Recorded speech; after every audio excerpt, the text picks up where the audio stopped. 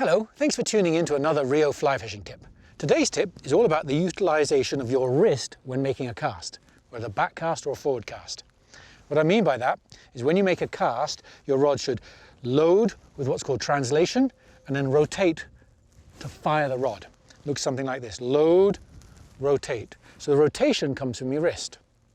Now the reason it's important is I see an awful lot of people who tell you stick the rod up your sleeve to avoid using too much wrist.